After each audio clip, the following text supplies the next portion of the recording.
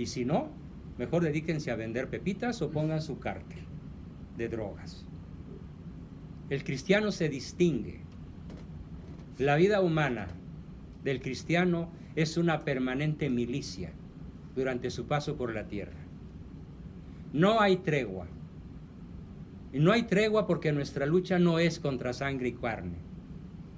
Nuestra lucha no es contra el Pejelopostli, a final de cuentas. Nuestra lucha es contra los espíritus malignos que vagan por el mundo para la perdición de nuestras almas. Y dice San Pablo que si los demonios se pudieran materializar, oscurecerían la luz del sol.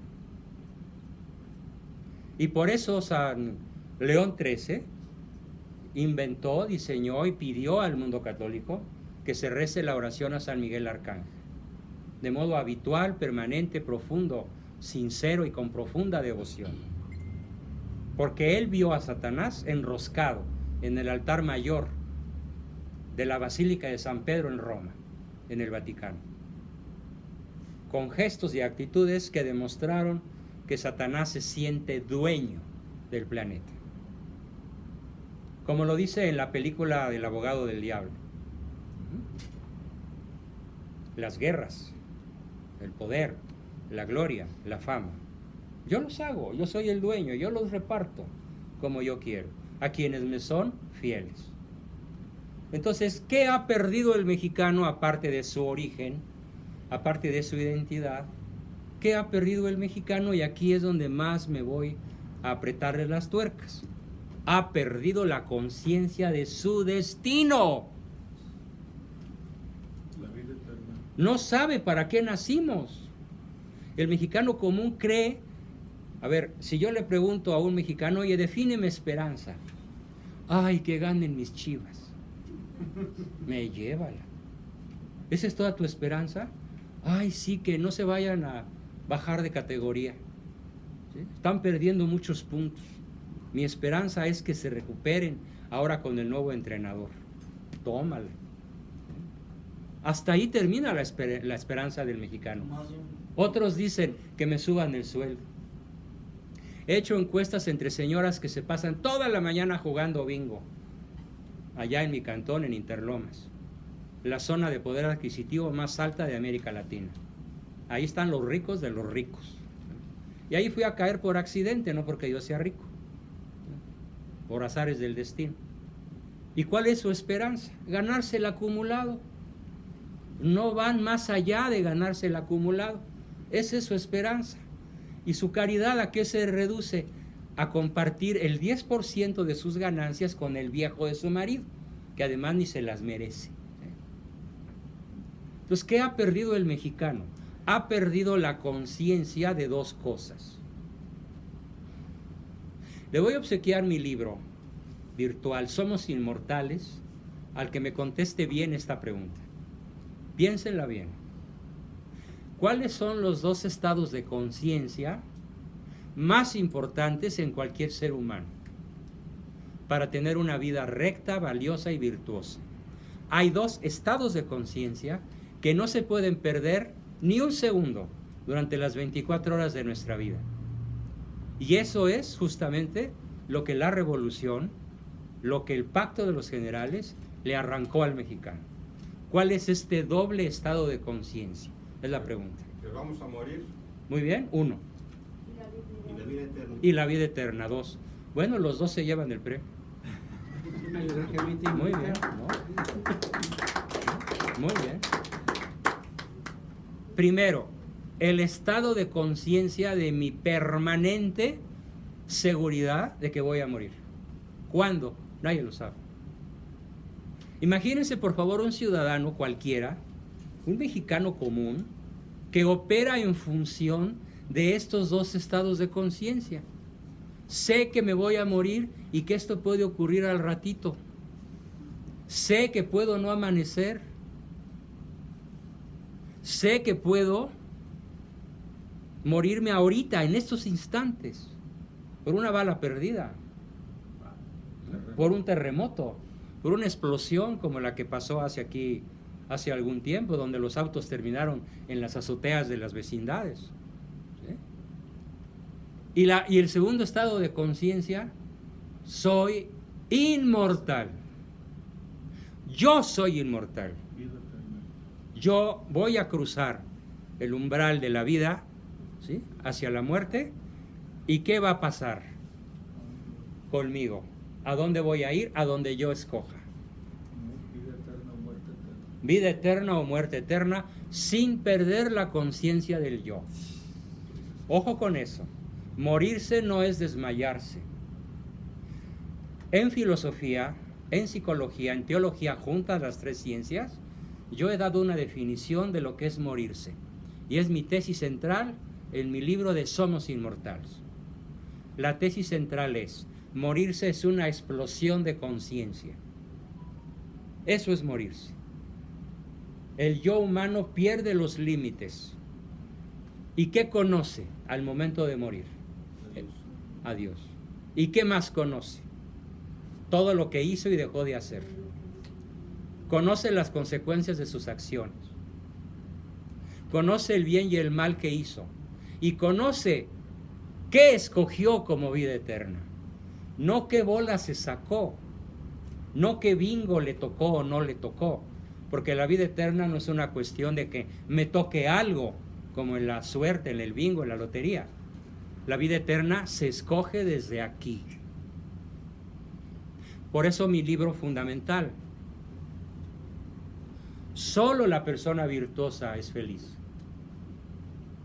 No es feliz el rico, el poderoso, el famoso, el VIP. Ninguno de esos es feliz por ser rico, famoso, poderoso o VIP. El único realmente feliz es el que vive para la eternidad. Y vivir para la eternidad implica la práctica permanente de las virtudes, de la prudencia, de la justicia, de la fortaleza, de la templanza, de la fe infusa y racional, las dos, de la esperanza y de la caridad, o amor heroico, a través de la donación de uno mismo y de otros muchos aspectos humanos que el mexicano común ignora de una manera profundamente dramática. Entonces, el mexicano no tiene conciencia de que se va a morir. ¿Quiénes se mueren? Los güeyes. Los otros son una bola de güeyes que se mueren. Ay, estaba en el lugar equivocado, en el momento equivocado. Lo más patético que acabo de ver estos días hablando de esto es una ceremonia, por así decirlo, de chunga, de burla, que hicieron en Xochimilco, los lancheros de Xochimilco, porque a un cuate se le ocurrió caerse, ahogarse y no poder salir. ¿Y en qué consistió la fiesta que hicieron? En ponerse una guarapeta para burlarse del difunto, para burlarse del muerto. En lugar de dar condolencias a la familia, de lamentar, de tomar precauciones, de decir, no hombre, pues vea, no hay que vender licores en las chinampas, hay que ser más prudente. No, a burlarse del muertito, porque es que el pobre güey se murió y no pudo salir. ¿Quién les ha explicado a esos pobres animalitos disfrazados de humanos que a ellos les hubiera podido pasar eso o peor? ¿Dónde se perdió la conciencia de la propia mortalidad? En el aula de la Escuela de México, en las aulas de las escuelas oficiales. Aquí en México. Allí se perdió la conciencia de que hoy te puedes morir. ¿Y dónde se perdió la conciencia de nuestra eternidad? Allí también. Perdón, no eternidad, inmortalidad. Quiero que imaginen entonces un mexicano común que todos los días vive sabiendo que puede morir en este instante y sabiendo que el yo nunca se va a extinguir, que el yo es para el resto de la eternidad, que el yo es inmortal y que conocerá y poseerá a Dios si esa ha sido su propia decisión. Entonces, el drama más grave que hoy tenemos en México, en la inmensa mayoría de la población, es que la visión del futuro de un mexicano promedio no alcanza más allá del próximo partido de fútbol, o del próximo cobro de la quincena o de la semana, o de la próxima lotería que se pueda ganar, o del próximo ascenso. Ese es el futuro de un mexicano. Por eso la educación laica nos ha arrancado intencionalmente esta conciencia con el pacto de los generales, al dejar al pueblo en la ignorancia de ¿qué? De lo esencial. Y para hacer una demostración en vivo y a todo color, fíjense lo que voy a decir. Todos los libros físicos que están aquí, se los obsequio sin costo a la persona que me demuestre científicamente la inmortalidad del alma. Tiene 5 minutos para hacerlo. Científicamente. No bíblicamente. No desde la Biblia. A ver. Creo que porque la materia no se destruye, solo se... Tache. Eso es cierto, pero eso no demuestra nada. Yo quiero una demostración irrefutable de que el alma es inmortal, desde el punto de vista de la ciencia moderna. ¿En dónde se descubrió? ¿Quién lo descubrió? ¿Cómo lo descubrió? Pero suponiendo que no tengan esos datos históricos, ¿cómo se puede demostrar al ateo, al laico, al ciudadano iletrado, al analfabeta, al culto, al católico diésel, al católico culto? Es un conocimiento que no se tiene. Yo no creo que soy inmortal. Yo lo sé. Y quisiera compartirlo con todos. Porque no es un acto de fe. Es un conocimiento que se tiene o no se tiene. ¿Es a través de la demostración del cuerpo de Cristo en la Eucaristía? No. No, porque eso es un milagro. Sí, la presencia de Cristo en la Eucaristía no es un hecho natural. Es un milagro de su obra, de su gracia, de su amor por la humanidad. Y sí se puede demostrar científicamente la presencia de Cristo, hombre, en la hostia, y lo ha podido comprobar un grupo de sabios en Tel Aviv. Cuando un médico les lleva una muestra de sangre, cuando un rabino, es al revés, le lleva una muestra de sangre a un laboratorio y espera un resultado. Y el resultado que le da los médicos que hacen el análisis de la sangre que llega al rabino, tomado de un milagro eucarístico, la contestación de los científicos es esta: pues esta es la sangre de vuestro Mesías. Y lo firman. La cantidad de cromosomas.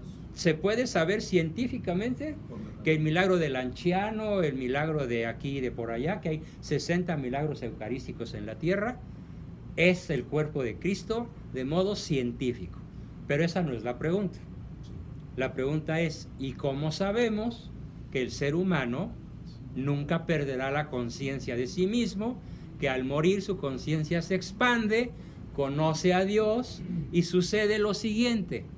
O lo posees como cosa tuya, porque Él es Emmanuel, que nada más quiere entregársete, o te quedas sin Él por el resto de la eternidad, por haber escogido ¿qué? Fama, poder, placer, riquezas y honores. Te vas a quedar sin Él. Y no habrás logrado tu finalidad para la cual fuiste creado, tu finalidad para la cual naciste. ¿Quién te la arrancó? El pacto de los generales. Desde 1928 el mexicano empezó a perder de vista, incluso aunque vaya a misa y comulgue y rece el rosario y se dé golpes de pecho, no tiene esta doble conciencia, y me consta como profesional de las ciencias de la conducta. Es lo primero que insuflo en la personalidad de mis pacientes. Deja de quejarte, deja de buscar el placer, la fama, los honores, las riquezas. Dedícate a preparar cómo va a ser tu vida eterna. Ay, doctor, ¿de cuál fumó? Pues de la única que te puede dar la salud, ¿sabes? De esa fumo, del conocimiento de lo trascendente. ¿Qué nos arrancó Plutarco y sus generalotes desde ese año? La conciencia más importante de nuestro destino final, que no es la muerte, es la eternidad. Y bueno, declaro ausente la pregunta. Y los invito a que la próxima vez que me inviten me permitan explicarles cómo es que cada uno de nosotros podemos estar absolutamente conscientes de nuestra propia inmortalidad desde el punto de vista de la ciencia del siglo XXI. Pero nos vuelven a preguntar y nos regalan los libros al que diga. Al menos el virtual, sí. Porque puede ser que se nos olvide y nadie investigamos. Yo prometo que al que se aprenda bien la explicación, le obsequio el libro virtual. ¿Y cuándo es esa fecha? Ustedes pónganla hoy. ¿Cuánto antes? ¿Cuánto antes? ¿Sí? Y yo regreso, con mucho gusto. ¿Sí? Bien, entonces este fue el tercer pacto. Bien. Siguiente pacto. Me tengo que ir de corrido porque tengo que salir corriendo a las 7. ¿Me perdonan? Continuemos. Ay Dios, la foto que se ve detrás es mi familia. Ahí están todos mis hijos, mi esposa, en fin. Lógicamente, todo esto supone 3 objetivos más. Así que siguiendo la línea del pensamiento de nuestro prócer modelo, don Benito Juárez García, tenemos el cuarto objetivo. Hay que seguir desvinculando a la familia mexicana. Por eso el trasfondo es una familia. Como tómala. ¿Sí? Qué desvinculación y qué nada. Para dar paso a formas de convivencia más plurales, amplias, flexibles, que reconozcan el derecho al placer y a la libertad en cualquiera de sus formas. ¿Cómo se llama el libro que Marcelo Ebrard lanzó cuando fue regente de la Ciudad de México? Se llama Tu futuro en libertad, tu derecho al placer. Y repartió 1 millón de ejemplares, que dicen así: niño de 10 años, de 12 años, de 15 años, que tiene un examen y tienes nervios, porque a lo mejor no estudiaste y crees que lo puedes reprobar. Te vamos a dar la mejor receta para quitarte los nervios. Mastúrbate. Estas son las técnicas de masturbación para niños de 4º de primaria. Esto fue lo que repartió Marcelo Ebrard, que en mi novela se llama Teocelo Ebrard, y que es uno de los personajes más tenebrosos que haya yo visto en la historia universal. Y lo tenemos en México como el segundo de a bordo y próximo presidente si no nos ponemos las pilas. A menos que quiera que sea la mula. Ya saben quién es la mula. Beatriz Gutiérrez Mula. Se escribe Müller y se pronuncia mula. ¿Sí? ¿O no? Mula. ¿Sí? Por eso le digo la mula. Y ahí va camino a la pejidencia, ¿no? Entonces, tu derecho al placer es el lema de esta administración, por llamarle de alguna manera. ¿Cómo se llamaba el libro? Tu derecho al placer, tu futuro en libertad. Lo puedes bajar de la red todavía. ¿Sí? Así se llama. Tu futuro en libertad, el título. Y abajo, tu derecho al placer. Pero hay que entender desde cuándo viene eso. Pues desde el Pacto de los Generales. Consigna masónica. ¿Y fue gratuito o por qué se puede bajar? Bájalo para que lo leas. Pero era gratuito, ¿se puede bajar o...? Sí, era un libro gratuito. Se repartió 1 millón de ejemplares en el Valle de México. Gratuitamente. ¿Sí? Y muchas personas que yo hoy atiendo como psicólogo, ahí aprendieron a corromperse. Y ahora me alegan en el consultorio: Juan, es que el sexo es una cosa recreativa. El sexo no es para reproducirse, eso es para las bestias. Para los humanos el sexo es recreativo. Y estoy hablando con profesionistas titulados en el MTI, o técnicos en informática de alto nivel, o abogados o ingenieros o médicos que defienden su derecho al placer como forma de vida. Imagínense la tragedia que esto implica para el país. Y sigue don Plutarco: por lo cual, ojo, debemos facilitar los procesos de disolución conyugal. Al introducir la idea desde la educación más temprana de que el matrimonio natural y monógamo debe dar paso a otras formas aberrantes de relación. Ninguna idea tan letal para nuestros proyectos como esa que se fundamenta en el matrimonio indisoluble para toda la vida. Eso haría de cada hogar cristiano un bastión inexpugnable, un enemigo mortal de nuestras ideas libertarias y de progreso ilimitado. Firma Plutarco Elías Calles. Este es el plan de los generales. Díganme, por favor, ¿se ha ejecutado o no? Sí, muy Al bien. pie de la letra. Al pie de la letra. Y nosotros papando moscas. Sí, exacto. Exactamente. Peleándonos porque si tú no haces o si yo sí hago, o que tú no eres un buen sinarquista o tú no eres un buen mexicano. ¿Sí?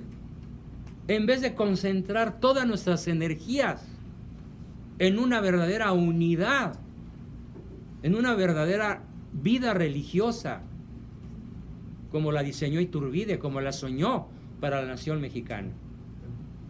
El día 27 yo sí celebro, con gran estruendo. ¿Sí?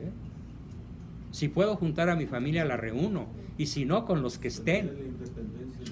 El verdadero día de la independencia. Que nos duró muy poquito el gusto, pues sí, pero no, eso no le quita el heroísmo a su hacedor. Y finalmente, este es el mejor y el más difícil de todos. Fíjense, por favor, el quinto objetivo: descristianizar a la nación mexicana.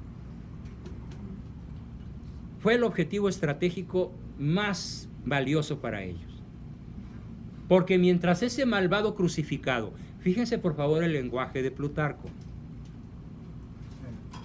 Mi abuelo me decía, perdón hijito que te hable de esto, pero así fue.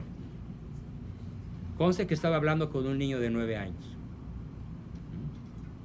Perdón hijito que te diga, pero tienes que saberlo y un día tienes que difundirlo para que todo México sepa que así son las cosas. Me decía muy chistoso, cuando tú puedas hablar de esto a un público adulto, hijo, yo ya estaré criando malvas con el cogote. O sea, enterrado. Porque mientras ese malvado crucificado viva como Dios en el alma de la nación, nosotros los hermanos libres nunca podremos tomar para siempre el poder. ¿Se fijan? Pues ya sucedió. Palabras textuales. Ya sucedió. ¿Por qué ganó Pejelopostli? Porque ya no reina Cristo en el corazón de la nación. Incluso de los sedicentes católicos, que por ríos de millones fueron a votar por él, y que hoy le dan su simpatía en un 75%. ¿Por qué? Porque están descristianizados. Y no lo saben, es lo peor. Es como el borrachín que es alcohólico y el último en saberlo es él. O el que tiene cáncer y no le duele nada. Y no sabe que tiene cáncer y que se va a morir en unas semanas. Así está México. Descristianizado. En el fondo. Pero se creen cristianos. Por eso decía yo que nuestra principal misión es recristianizar, reevangelizar a la nación. Cuando pregunté, ¿y ahora qué hacemos? Ahí está la respuesta. Cada quien tiene su trinchera. Cada quien sabe cuál es su responsabilidad. Cada quien sabe dónde le aprieta el zapato. Cada quien sabe dónde está su ignorancia. Sobre todo después de esta presentación de hoy, muchos se han dado cuenta de lo que no sabían, que no sabían. Y continúa.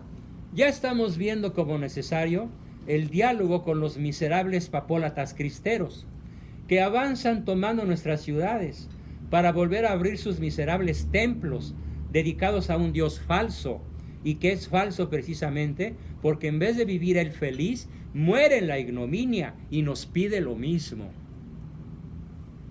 Este es un discurso capaz de descristianizar a cualquiera que no tenga su fe bien firme.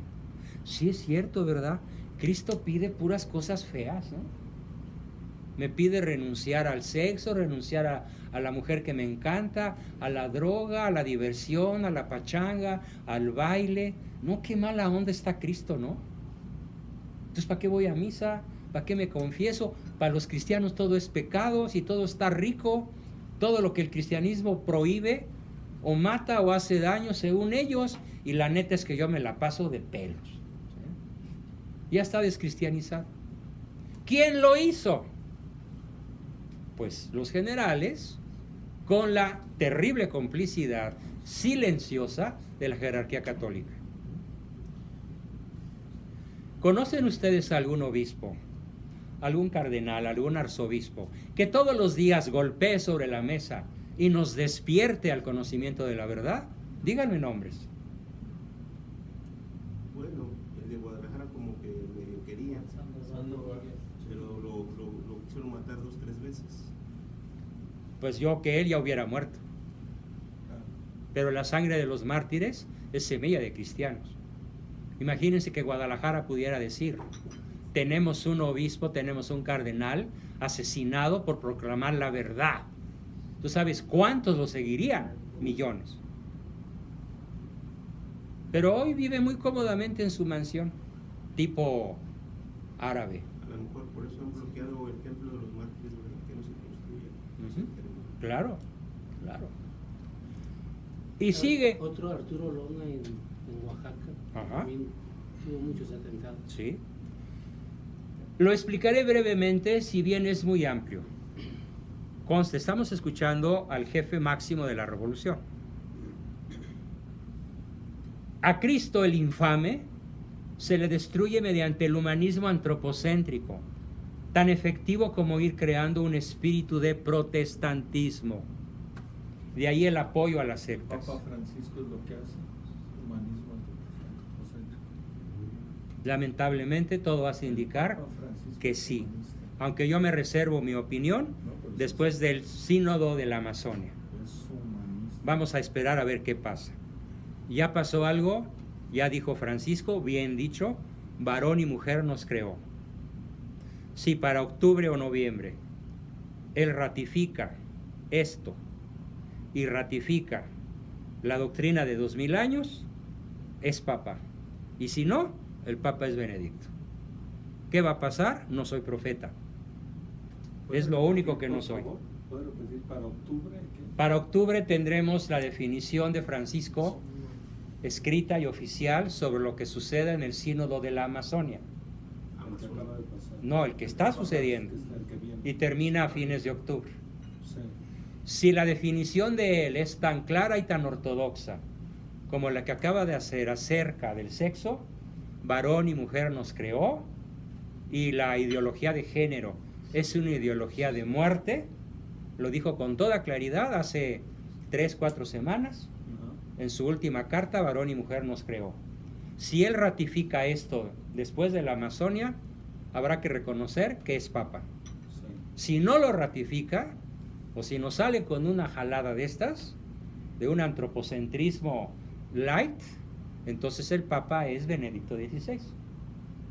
Vamos a ver qué pasa. No sé qué va a pasar, la verdad. Lo va a ratificar. Dios quiera, pero se va a requerir por parte de él mucho valor, muchísimo valor, porque lo pueden matar. Sí. Si ratifica una posición ortodoxa, Francisco se vuelve asesinable como Juan Pablo II, porque no se lo van a perdonar. Vamos a ver qué pasa.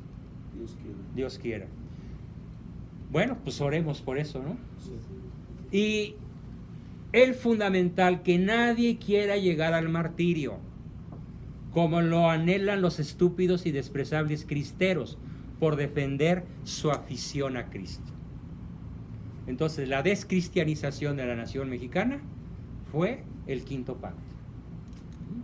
Y tenemos el sexto. Debo referirme a un sexto objetivo que no les va a gustar a algunos de los militares presentes, pero no hay más remedio que implantar la destrucción de la tan cacareada soberanía nacional, noblemente cedida a nuestros venerables hermanos de las logias de Nueva York desde la necesaria ejecución del despreciable Agustín de Iturbide. Por eso está la bandera de fondo, como un homenaje a nuestro héroe nacional más glorioso y más limpio de toda nuestra historia. A las órdenes que ellos nos transmiten, lo que decía nuestro compañero, las órdenes que ellos nos transmiten, además de las 5 anteriores, están coronadas por la más importante. El glorioso Ejército Nacional Mexicano debe quedar bajo el control del poder civil, siempre y cuando todos los jefes civiles pertenezcan a nuestra orden sagrada, además de que cada mando militar deberá ser también un hermano íntegramente dispuesto a servir a nuestra causa. Masón. De otra forma, si no prestase obediencia, por eficiente que fuese en el ejercicio de las armas, sería depuesto o relegado a los grados inferiores. Este será depuesto en un logro inmenso que alcanzaré para ser factible dentro de muy poco la creación del Partido Nacional Revolucionario, que conducirá los destinos de este país, cuando menos por los próximos 200 años. Ya van 91. Como un solo hombre, aquellos cientos de hermanos masones obedecieron y se cuadraron ante el excelentísimo señor embajador del Imperio del Norte. Después, como granizo, cayeron sobre el Yankee los saludos masónicos, el Yankee, Dwight Morrow. Cayeron los saludos que todos querían tocar personalmente a tan egregio conductor de masas y países. Terminemos nuestra gloriosa tenida explicando el séptimo y último objetivo, aunque en público se diga todo lo contrario. Nuestra obligación masónica es hacer improductivo el agro nacional. México, geográficamente, es el cuerno de la abundancia. Ningún otro país tiene 10,000 kilómetros de litorales, de tierras y de aguas cálidas, un poquito frías en invierno, allá por Tijuana, allá por Cancún, pero siempre cálidas, con 10,000 kilómetros para que todos los mexicanos comiéramos medio kilo de pescado diario, para que todos los mexicanos comiéramos trigo, maíz, alfalfa, cebada y todos los granos del planeta, porque ninguna otra nación como esta los puede producir. México es el cuerno de la abundancia. ¿Y por qué no lo es? Porque hoy importamos trigo de Ucrania, maíz de Argentina, de Estados Unidos, porque Plutarco Elías Calles prometió al embajador yanqui hacer improductivo el agro mexicano. Y para eso se hizo el reparto del territorio nacional. En varios pisos se repartió México por la ley de la reforma agraria. ¿Se acuerdan a qué se dedicaba ese organismo? Durante más de 60 años. A repartir México. ¿Cómo? ¿Con qué criterio? Se repartía la suficiente tierra para que el ranchero dijera, ay, pues tengo algo, pero no lo suficiente para ser autosuficiente en la producción de granos, de ninguna especie. Entonces hoy México, el inventor del maíz desde los aztecas, que inventaron o descubrieron el maíz, algo bueno debía tener esos antropófagos, ¿sí? ¿Sí? El maíz. Los hijos del maíz no producimos maíz, lo tenemos que importar por el pacto que él y los generales masones hacen desde 1928. Si ustedes echan un viaje un día por territorio norteamericano, es para llorar de envidia. No hay una parcela desperdiciada, ni siquiera en los estados desérticos como Arizona. Todo está aprovechado. Y si ustedes en el mismo avión van viendo desde la ventanilla cómo está México, está depauperado, destrozado, deforestado, desertificado, convertido en desierto en la mayor parte de su territorio. Las manchas verdes son cada vez menores y los territorios en amarillos donde nunca llueve son cada vez mayores. O cuando llueve son tormentas devastadoras como la que acaba de caer en Monterrey. ¿Dónde empezó esta traición? En noviembre de 1928. Vamos a hacer improductivo al agro mexicano. Palabra cumplida. Díganme cuál de los 7 pactos no se ha cumplido. Bueno, ¿y ahora qué hacemos? Perdón, ¿y los tiene usted, los puede uno bajar estos 7 pasos de su... Yo te lo mando a tu correo electrónico, este archivo. Muy bien. Ya lo tengo, ya tengo la lista, me las va a dar Verónica. Este archivo es para todos. ¿Sí? Es para todos. Y bueno, ojalá todos me ayuden, por favor, comprando el librito donde esto está narrado en forma de novela. Les voy a explicar por qué está narrado en forma de novela. Y no en forma de historia. Para no meterse en problemas. Porque alguien que yo quiero mucho me dijo, voy a ser viuda de un escritor famoso. Por su esposa. ¿Por qué no escribes una novela y así te respetan? Porque es novela. Mira qué buena idea. Entonces escribí esta narración que les acabo de hacer en forma académica, la escribí en forma de novela, pero se llama igual y trata exactamente lo mismo. Y los personajes también están... Los personajes están El disfrazadores. secreto de 1910 y de 1926 también. 29. No, sí, pero ese es otro tema. Sí, sí.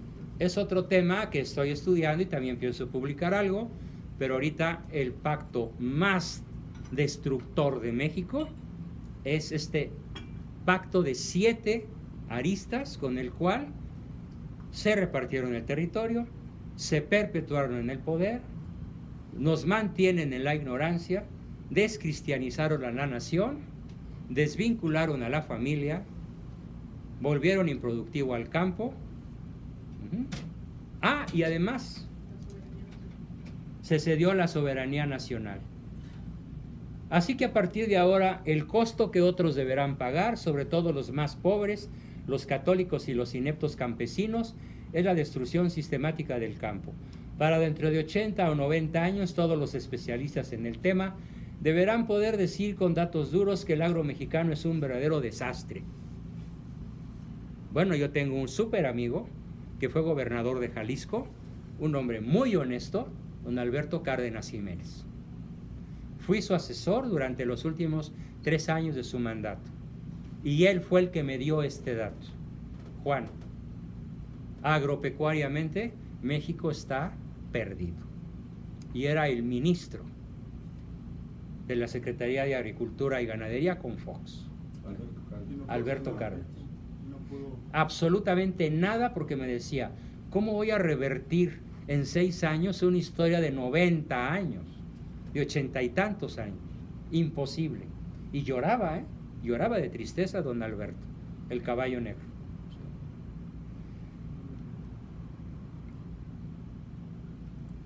Y finalmente termina Calles con su evocación espiritista. Dice Calles: despidámonos todos con una fraternal alegría, rindiendo culto a los espíritus de los próceres que nos han acompañado esta noche. Apaguemos las luces, pongámonos en trance e invoquemos a nuestros guías inmortales. Recordemos, hermanos, que el espiritismo no impone sus principios, así que convido a los interesados en conocerlos a someter sus enseñanzas al tamiz de la razón antes que aceptarlas.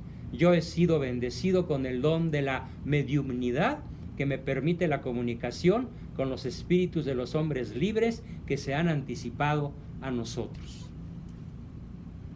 Realidad actual. El sistema político es un narcosistema. ¿Desde cuándo? Desde Abelardo L. Rodríguez. El primer gran capo de Tuticapi fue presidente de la República y se llamó Abelardo L. Rodríguez. Ni un solo presidente de este país, sin excepción, ha dejado de obedecer al narco. Pero ¿dónde radica el poder del narco? El poder del narco no radica en México, ni en Colombia. ¿Y en dónde de Estados Unidos? ¿En qué entidades? Correcto. Sí, Wall Street. En Wall Street. ¿Quiénes son los más beneficiados del narcotráfico? La banca mundial. La banca mundial. ¿En qué cantidad se calculan sus ganancias? Estratosféricas. Bueno, voy a decir la cifra en términos accesibles. 2 billones de dólares. No 2,000 millones. Eso es centavitos. 9 ceros. 2 billones, 9 ceros, de ganancia para Chase Manhattan, Bank of America, el banco de bancos de Rock, ¿sí? ¿Anual? BlackRock anual. 2 billones anuales es lo que deja la ganancia del narco global. México contribuye con 600,000 millones. O sea, este territorio de 2 millones de kilómetros cuadrados les produce 600,000 millones de dólares. Multipliquen por 10, más que la deuda externa, más que el presupuesto de la nación. El presupuesto anda sobre 6 billones de pesos. Si tú multiplicas 600,000 millones por 20, es más que el presupuesto de la federación, bastante más. Por eso el narco es invencible, porque sus dueños, sus jefes, no son el Chapo, ni el Azul Esparragosa, ni el Cártel Jalisco Nueva Generación. Esos son los gatos de los gatos.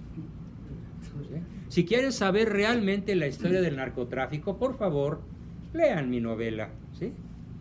Quítense de fantasías, esto es la realidad. También está narrada en forma de novela por las mismas razones, Por seguridad. ¿sí? Por seguridad. Pero aquí está, es el primer tomo de 6. La historia de la modernidad que está implícita, si alcanzan a ver, en la Estrella de David. Disculpe, ¿qué opina de Felipe Calderón? Dice- Obedeció órdenes. ¿Eh? Obedeció órdenes. ¿Y qué pretende ahora? ¿Qué obedeció Felipe y qué obedeció Fox? Se los explico rapidísimo.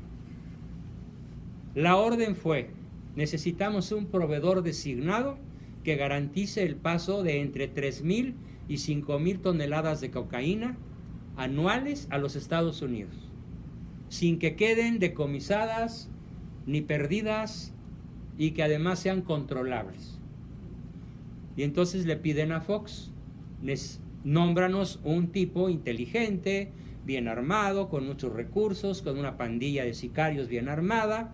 Y Fox dice rapidísimo, y aquí lo narro con pelos y señales: ya lo tengo, el Chapo Guzmán, Joaquín. ¿Y cómo creen que sacaron al Chapo de la cárcel? ¿No? Entró la policía judicial, lo vistieron de policía judicial y lo sacaron en un operativo ante un aparente motín que había que sofocar. Salió caminando disfrazado de policía judicial. Así salió el Chapo de la cárcel. Y eso lo sé porque alguien que ya murió, un poco antes de morir, me lo contó con pelos y señales, y se llama Carlos Abascal Carranza, mi hermano, el que fue secretario de Gobernación, y que se murió de cáncer, por no decir todas las cosas que vio en los 6 años que estuvo ahí cerca del poder. ¿Qué vio que no pudo decir, a pesar de que su médico le decía: platíquelo, don Carlos, dígale a su hermano, es psicólogo? Secreto de Estado, secreto de Estado.